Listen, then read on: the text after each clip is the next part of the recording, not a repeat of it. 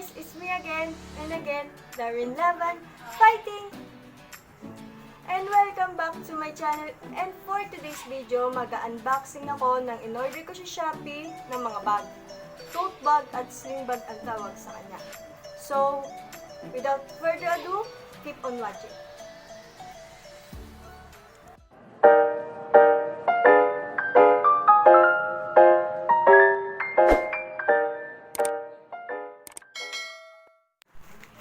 So, ang uunahin kong ay unbox ay itong tote bag.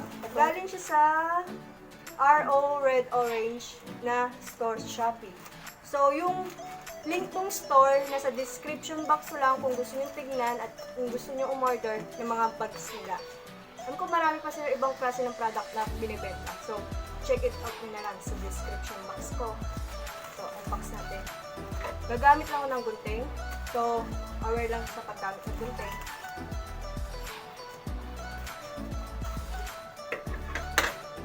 Nabili ko pala siya ng... Saan ang price nito? 135 pesos. Pero, ang isa niya ay 45 pesos. Dalawang klase ito. Black and white. Ito yung tinatawag nilang tote bag or parang gawa sa katsa. Parang katsa tayo lang siya. Dalawa siyang klase, white and black. White and black. Baliktad. Black. So, yan. Tingnan natin yung tela nila. Kung maganda ba ang quality ng mga to.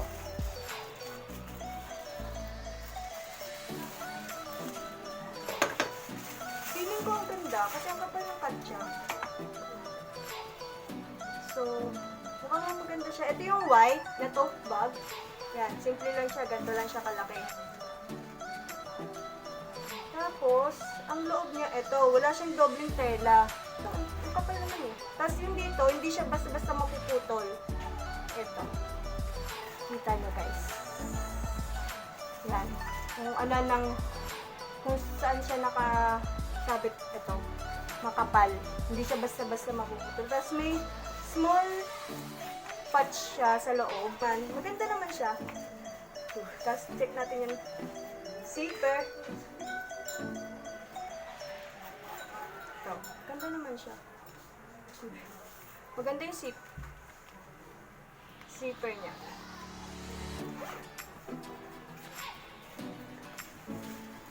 Wala siyang damage. Tutusin.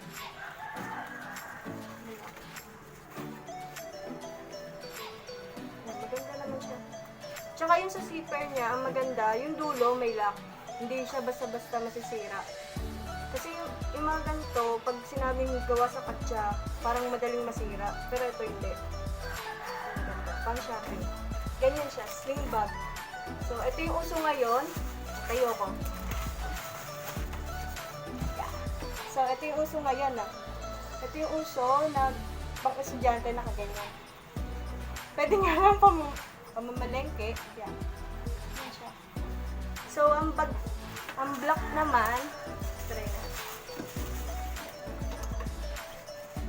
Ay, butas na yun. Bakit butas na to? Hindi. Butas ko yata to. So, ito yung black. May nakasulat na black. Mas gusto ko tong black kasi parang hindi dumihit. So, parehas lang siya ng white.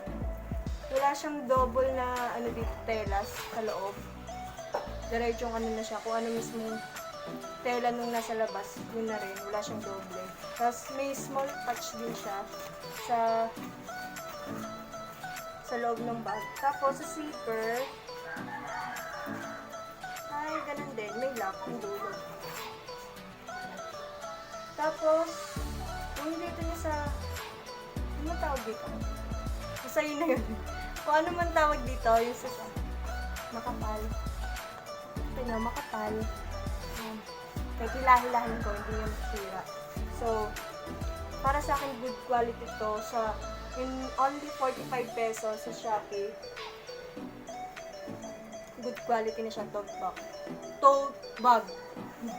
Maganda na siya. Pang aesthetic na outfit or look. A few moments later. So, So, di ba maganda na yung quality ng white and black. Hindi lang siya pang babae, pwede rin siya sa panlalaki. Yung mahilig sa mga aesthetic na formahan, pwede siya. Yung, kunyari, pupunta kang mall, ito lang yung dalawa, pwede na. Ang simple lang tignan. Pwede siya sa lalaki at babae, sa bakla tomboy, pwede. So, additional lang, dito sa tote bag, dito sa store sa Shopee nito, sa R&O Red Orange, sa store nila, may iba't ibang variation to na kulay. May mas napansin ko lang yung black dito, sa aking kanan. Sa kaliwa, itong white yung zipper na dulo. Yan na sila, kung tutusin. So, ang next naman natin ang Sling Bag. Galing sa Ciahunglung store. Nabili ko siya ng 148 at ang color niya ay Khaki. So, buksan na natin. Ay, nalaglag. So, ito siya. Wow! Simple lang ng kulay. Tignan natin. Ito yung sling bag. Pwede rin panlalaki at pang babae siya.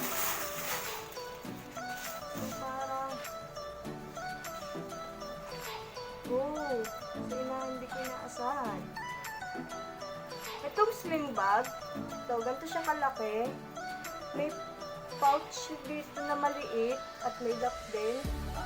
Malalim yung pouch. Tapos ito din, pwedeng lagyan ng mga, kunyari, alcohol, ng mga tissue, ballpen, tapos mga lipstick, o kaya pari-pariya. Tapos, ang loob niya ay ito. Kung ano yung tela niya sa labas, diretso na sa loob. Wala na siyang dobling parang gantong tela. Ito rin, may small patch din siya sa loob. Tapos parang ang tigas. Kung maririnig nyo, natunog-tunog. Pag nilaban siguro to, mag-ano to. Siguro parang mabubutas. Tapos, doon sa tote bag na kaninang in-unbox ko, yung tela niya, yung patsa, mas makapal. Ito smooth. Parang ano na to. Parang ang lambot nung tela. Pero ang ganda din. Tapos ito, maliit lang yung niya, handle. Niya. At matibay din ang pagkakagawa. Sunod, ito, meron din siyang ganito. Pwede siyang shoulder bag at sling bag. Ito siya. Diba? So, abot lang natin.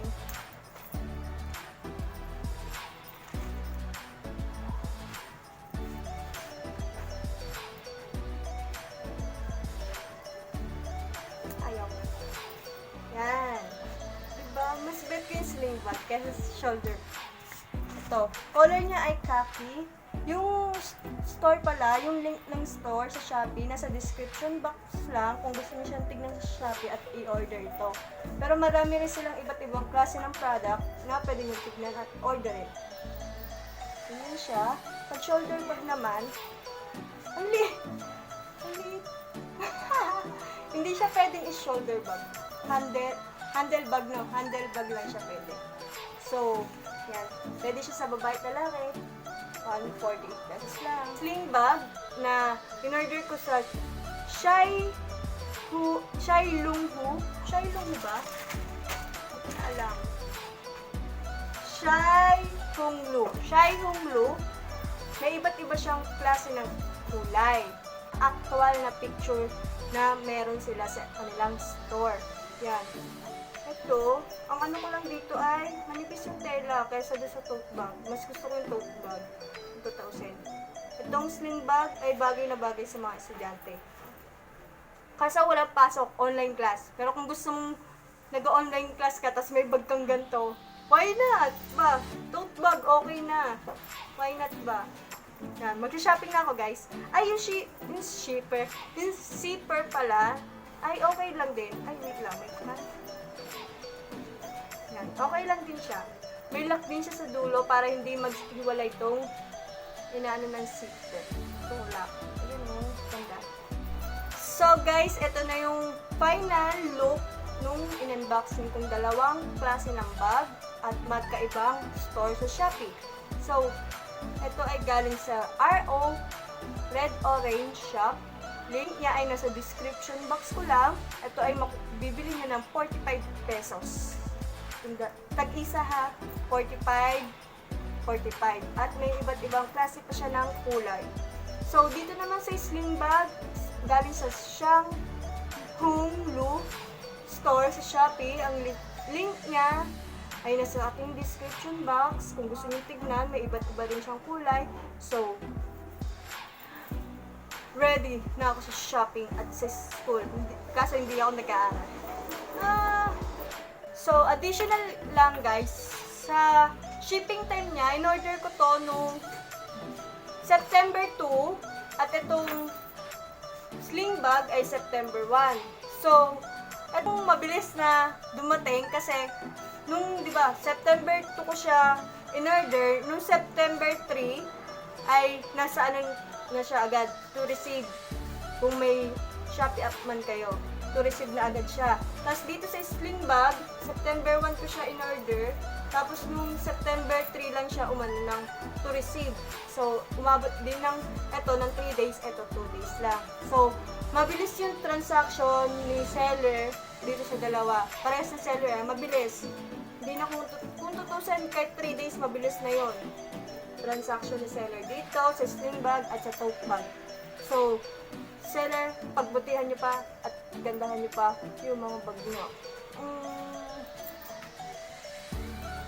Link dito, nasa aking description box. Ito tapos ang aking unboxing na in-order sa Shopee. Kung tatawagan ay shopeehaul box. So, don't forget to subscribe, like, and comment, and share, and hit the notification bell for more update videos. Bye-bye! Thank you for watching!